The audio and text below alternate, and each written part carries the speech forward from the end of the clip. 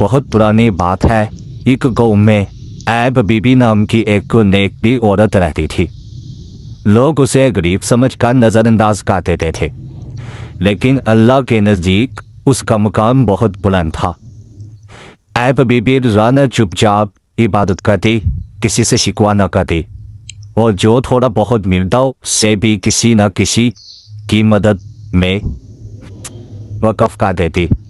एक साल शब बरात की रात आई।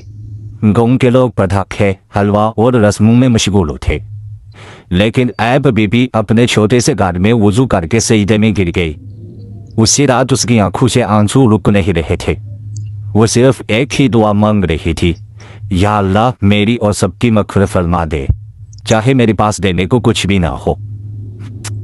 कहा जाता है कि उस रात फरिश्तों ने आसमान से ज़मीन तक अल्लाह के हुक्म से रहमत के दरवाजे खोल लिए और ऐब बीबी की दुआएं कबूल कर ली।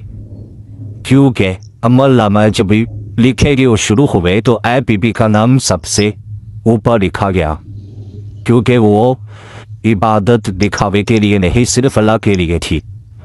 अगली सुबह गाँव में अजीब सी तब्दीली थी।